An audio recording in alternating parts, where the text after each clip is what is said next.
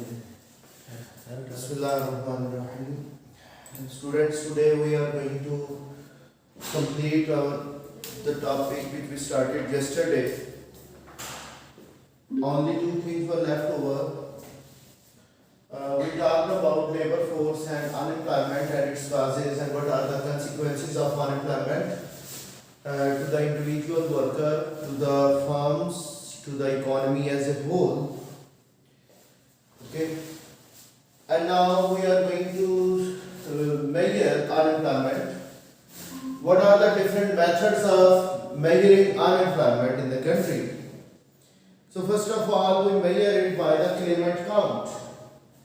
Claimant count method is that in which government measures the unemployment level and then the rate of unemployment by those number of people who are actually claiming unemployment benefit from the government. How to measure it? Those who are registered with the government offices as unemployed and they are claiming unemployment benefit from the government. So this is the claimant count method. Very easy. Like existing government officials, they can be assigned a task that whoever is registered for unemployment benefit, now their number can be easily counted and it can be reported to the government that how many number of workers, either male or female, they are receiving this type of unemployment benefit and their number can be easily counted and measured. This is very easy method, no extra cost is incurred and easily government can measure. But the problems are with this type of measurement. We can find the problems like many people, they are voluntarily unemployed and they are also receiving unemployment benefit. They haven't reported to the government that they are not looking for a job, but they claim it that they remain unemployed for the long period of time and now they are claiming unemployment benefit from the government. So some people, they are voluntarily unemployed and they are also receiving, and some are involuntarily unemployed but they are not receiving it due to their remote areas. They are not going to report it to the government and they are not receiving this type of unemployment benefit, or they are very hopeful that they will be able to get a job in near future and they are not getting any type of benefit from the government. And at the same time, sometimes people are getting unemployment benefit but they are underemployed as well. What do you mean by underemployed? They are also doing part-time jobs. Along with their unemployment benefit, they are also doing some type of part-time job and now they are underemployed. So in that case, we find that unemployment benefit, that is claimant count method, it is having the discrepancies and we do not have the accurate measurement of unemployment level and later on the rate of unemployment.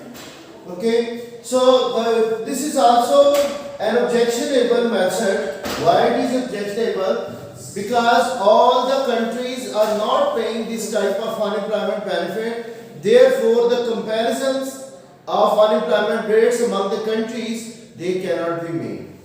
Because if only a few number of countries, those who are developed, they are having less number of population and their labor force size is also very less, they are paying unemployment benefit and they can measure it by claimant count method, but other countries who are populated one, they are not paying it to their people, those who are unemployed within the working age population. So their number or their level of unemployment cannot be measured. So how can we compare a country which is paying unemployment benefit and which is not paying? How can we compare their unemployment levels and rate of unemployment? This is the main problem. This is not universally accepted method of measuring unemployment level and rate of unemployment. That's why we say the claimant count is not a good method of measuring unemployment. Now the other form of measuring unemployment, that is labor force survey method. This is ILO approved. What do you mean by ILO? This is International Labour Organization. This works under the United Nations. So now ILO has approved method of measuring first of all the labor force or the size of the labor force of a country whenever a country is doing measuring the population census. So in that at that time they are also measuring how many people are present in the labor force of a country, or there are other ways by which the statisticians they measure the labor force of a country. So first of all they have to measure the labor force size. How many people, either male or female, they are present within the age group of 18 years and 60 years or 16 years to 60 years. So their number will be measured first of all, and later on what happens, what do we do? Out of that we also see how many people they will be doing their university education within this age group of labor force, and how many of them will be available to work after the 2 weeks. This is the main thing. After the 2 weeks, many of the people, many of the university graduates, they will be actively seeking paid jobs. Okay, so they will be counted, their estimations will also be counted in the labor force, and many of the students, they will be entering to the university education. So temporarily they will not be counted in the active part of the labor force. They are not looking for a job, but we will be counting them who will be looking for a job after the 2 weeks. So this is a method in which labor force is surveyed and its size is measured, and then we see how many out of this labor force they are employed and unemployed. Yesterday we were talking about it. So this is a universal method, and it is adopted by all the countries who are registered with ILO, International Labour Organization. So they are measuring level of unemployment, rate of unemployment by using this labor force survey method. So by this we can also compare the two countries' rate of unemployment with each other. And then we can analyze which country is performing better on the economic grounds, like economic growth is taking place and unemployment rate is going to decrease in that country. We are having these two methods. Now what are the drawbacks of labor force survey method? It is going to be expensive one. A country has to hire more number of workers, more officials are required to measure the labor force size, and then later on they have to measure how many people are unemployed and employed in the country. And one more thing, there can be the data problems, sampling error problems can be arising, and data errors can lead to inaccuracy of the measurement of unemployment rates or unemployment levels. Okay, another problem which can be associated, data can be outdated for a country, it is not properly collected at regular intervals. So in that time we cannot have updated data for the labor force, and the estimations about the rate of unemployment they can also go wrong. Okay, so these are the two methods: claimant count method, in which the workers who are unemployed, they are claiming unemployment benefit from the government and their number can be easily measured, and it has the problems. In order to overcome those problems, ILO labor force survey method is adopted, in which we can easily measure the labor force size, and then out of that we can measure what? The rate of unemployment. That's all about how to measure unemployment. Now come towards how we are able to measure the national income by using the circular flow. What is the circular flow? Circular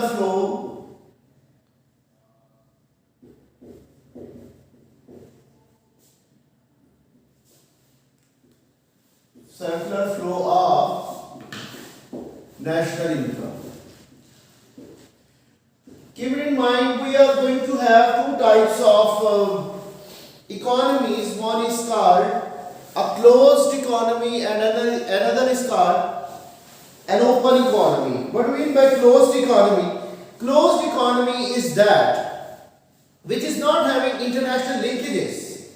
It is not going to have any export and import with other countries. That is called a closed economy. And if if a country is having international linkages, it is going to export the goods and import the goods from the other parts of the world, then we say it is an open economy. So first of all, we make some assumptions, like we have a very simple form of the economy in which whatever their factors of production are able to earn income, they spend it. They do not going to save any part of their income. That's why a simple economy is that which lives at subsistence level. A simple economy is that which lives at subsistence level.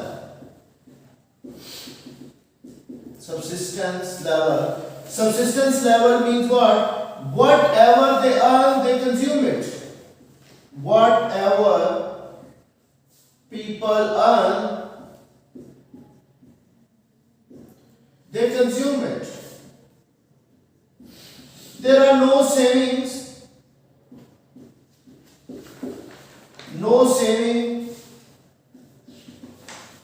and no investment. If there are no savings, there will be no investment. This simple form of the economy is not having even the government actions. They are not having enough income to pay the taxes. If there are no taxes, no government spending. No government spending means government is not spending on infrastructure improvement. And this government is not going to have international linkages, no imports, because people are not having enough income to spend on imported goods, therefore no exports. Price level and rate of interest, they are constant. Price level and rate of interest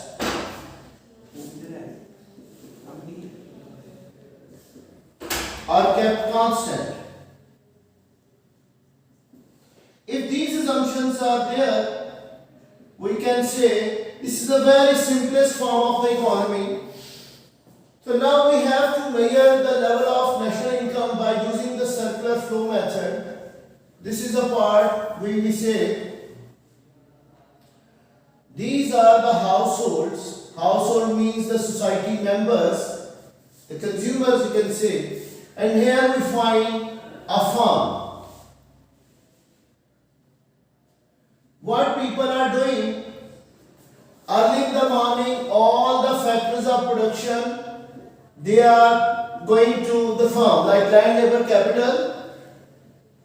They are shifted towards the farm in order to produce the output.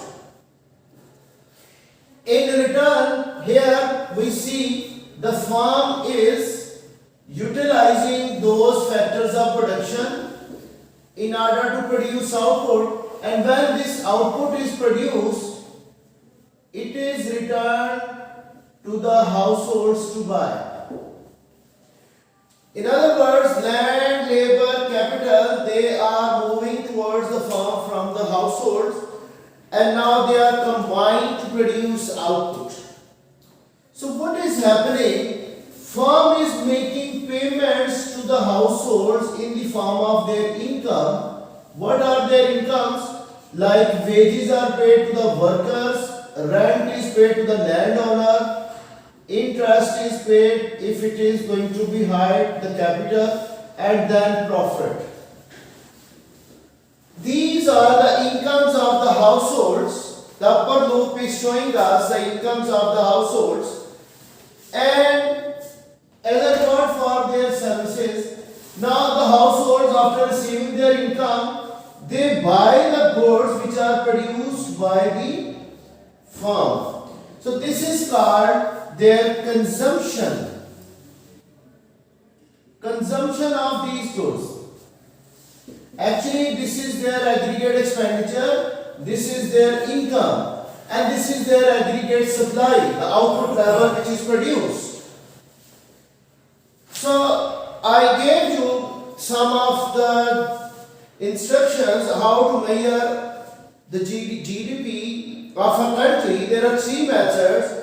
output method, if you measure whatever the value of output is produced by this firm, you will reach to the aggregate supply. And if you measure the income of all the factors of production, we will reach to the national income again.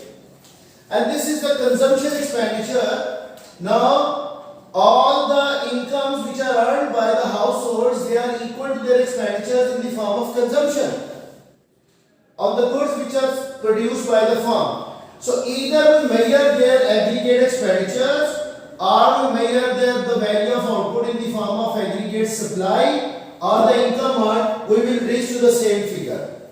Therefore, this economy is in equilibrium because their income and expenditures, they are equal, or we say their aggregate supply, that's equal to the income and that's equal to aggregate expenditure, or we say Y is equal to C.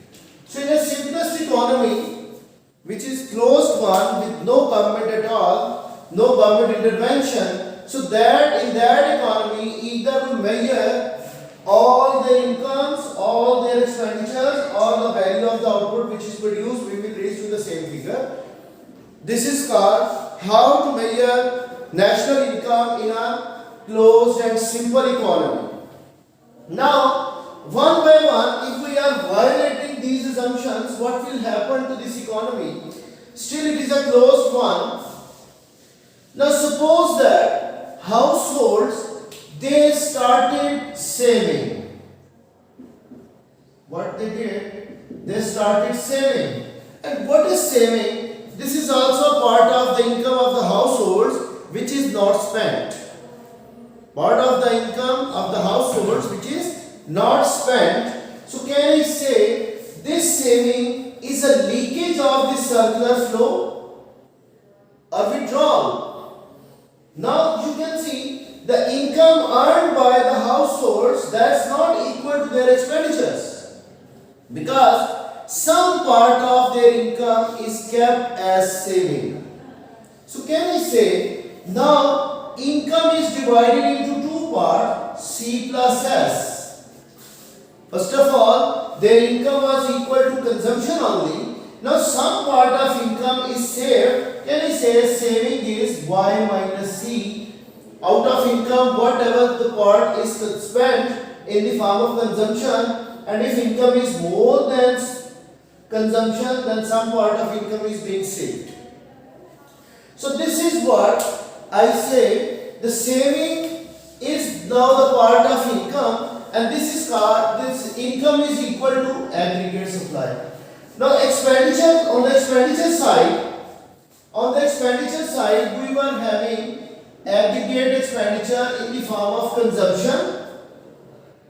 Now where these savings are going? If households are saving their income, some part of income, this saving will be channelized through banking sector to the farm. Now farm is borrowing those savings in order to buy the capital goods. And creation of new capital goods is called what? Sorry, what do you say? What it is called? It is called investment. Investment means this is now the producer's expenditures to buy the capital goods. If you remember, so on the expenditure side, we are adding another component that is called investment. What it is? This is the investment which is added to the expenditure side, and this is the aggregate supply side. If we say at equilibrium, what happens? At equilibrium, what is taking place? Aggregate supply equals to aggregate expenditure, and now aggregate supply equals to Y, and aggregate expenditures, that's equal to Y. Now Y is equal to C plus S, and that's equal to C plus I. So consumption is on both sides. Can I say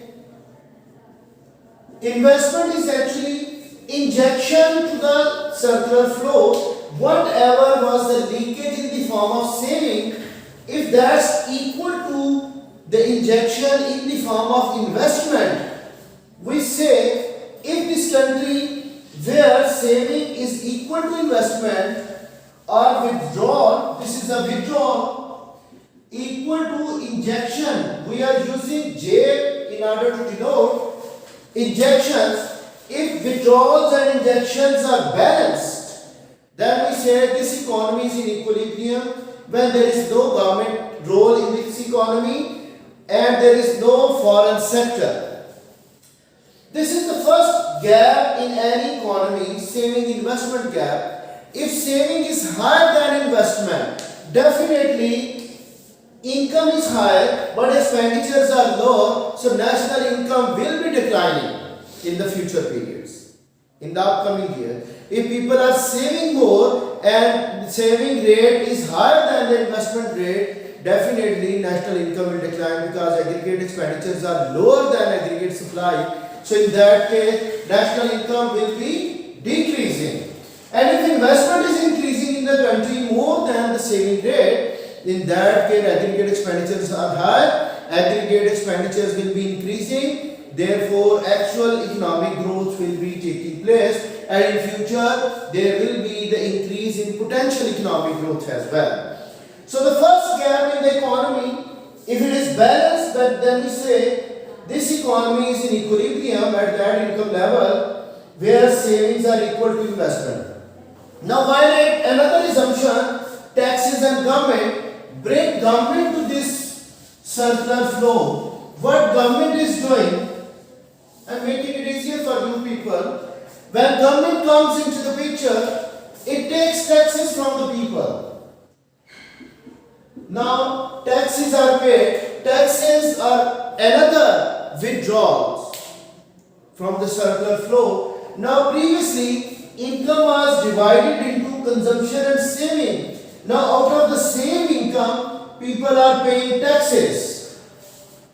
Another withdrawal is added. Now income is divided into these three parts: consumption, saving and taxes. Where these taxes are going? Taxes are also the withdrawals and leakages. Government will use these taxes in order to have development expenditures which will assist the producers or farms to produce more goods and services.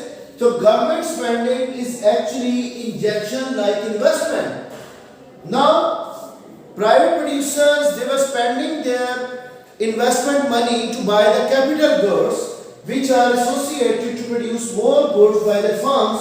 Now, government is spending money on the infrastructure improvement and they will help the producers in order to increase more economic growth, more output will be produced if more roads are better and we are having more goods and services to be produced.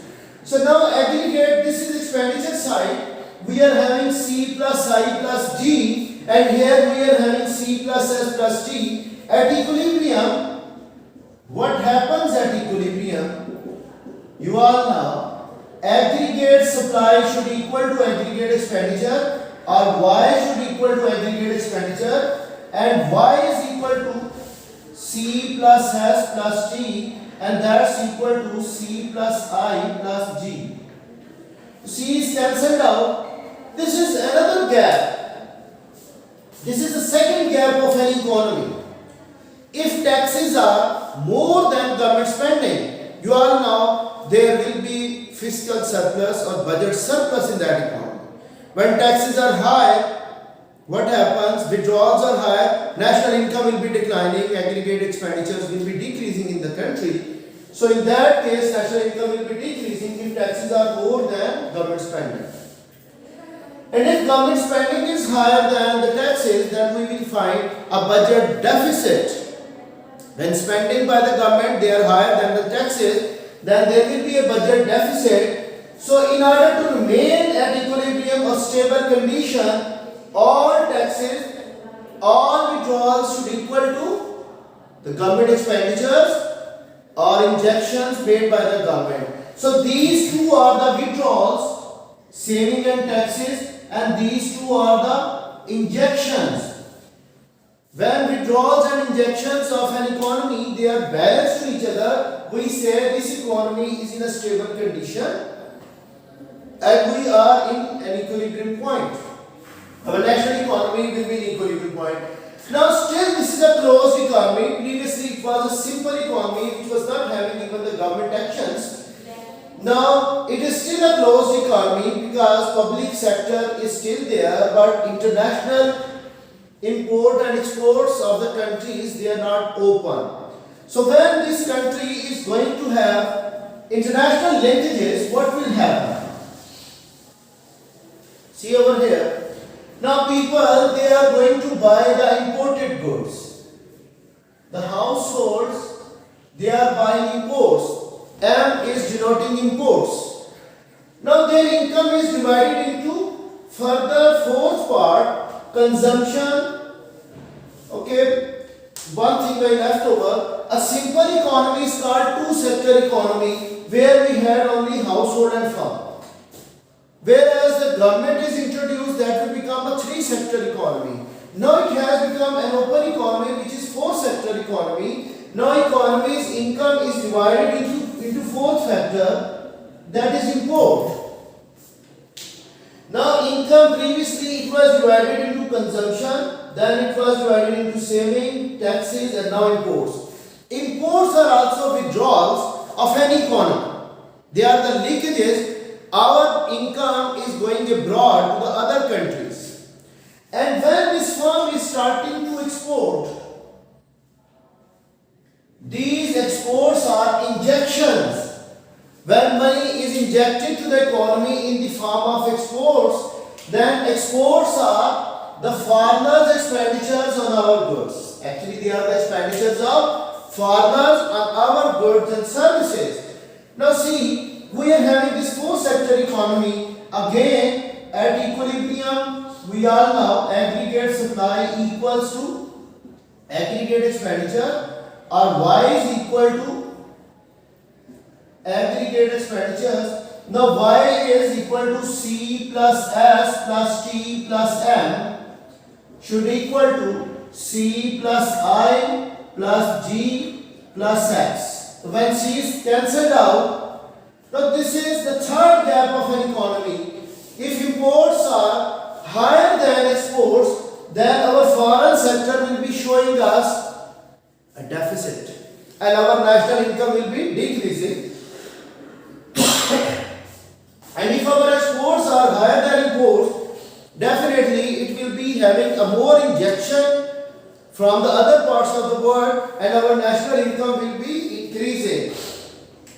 So this is the first gap, saving investment gap, taxes government spending gap, import and export gap. When all these gaps are equal to zero, then we say the whole economy is operating at national equilibrium. So when these all withdrawals, saving, taxes and imports, they are equal to all these injections, now it has become an open economy. What it is now?